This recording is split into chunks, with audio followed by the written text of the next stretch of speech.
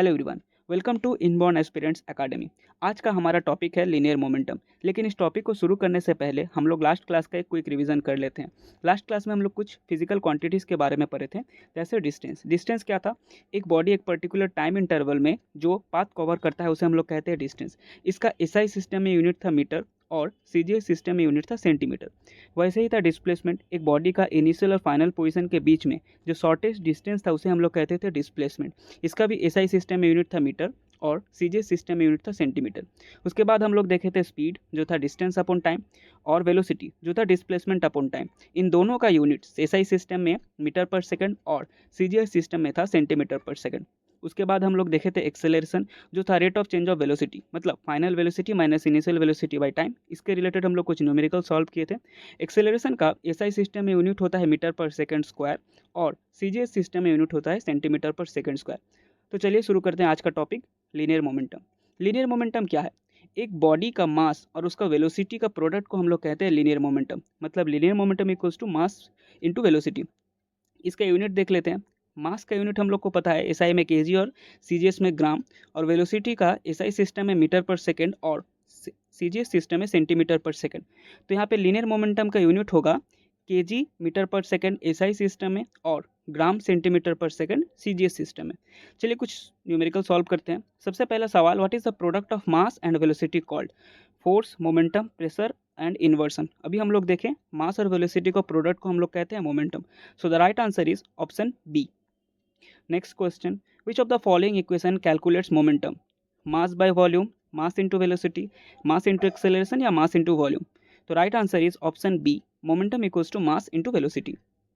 Next question, linear momentum is equal to force into height, mass into velocity, speed into weight या mass into volume? Right answer is option B, mass into velocity. Next question, what is the momentum of an object having mass of 14 kg and velocity 28 metre per second? हमें पता है linear momentum होता है मास into velocity. यहाँ पे मास दिया है 14 kg और वेलोसिटी दिया है 28 metre per second.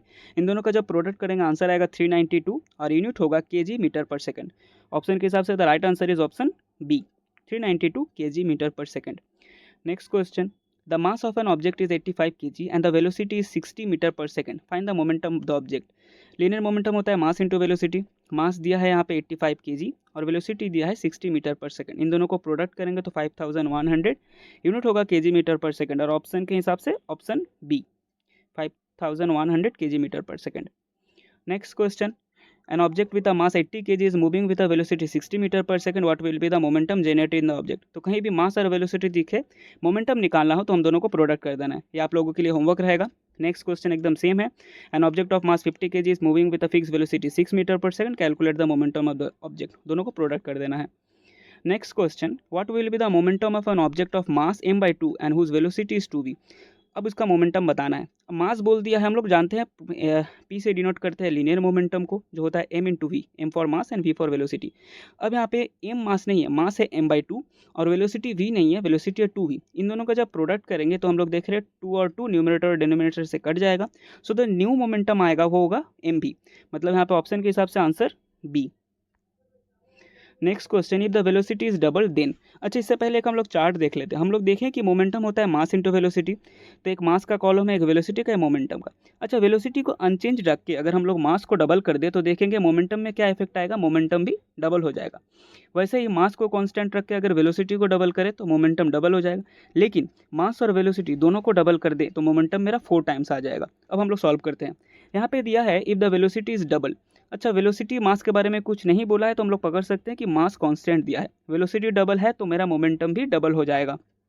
Option A, momentum increases 3 times, option B, momentum increases 4 times, option C, momentum increases 2 time and option D, momentum increases 4 time. तो ऑप्शन के हिसाब से the right answer is option C, momentum increases 2 times. यहाँ पे kinetic energy भी है, लेकिन हम लोग काइनेटिक एनर्जी को आने वाले किसी लेक्चर्स में डिस्कस करेंगे। तो right answer is option C. तो आज के लिए बस इतना ही। आप लोगों को अगर मेरा वीडियो अच्छा लगा तो आप लोग लाइक, शेयर और सब्सक्राइब कर सकते हैं। नेक्स्ट टॉपिक हम लोग पढ़ेंगे फोर्स। Thank you.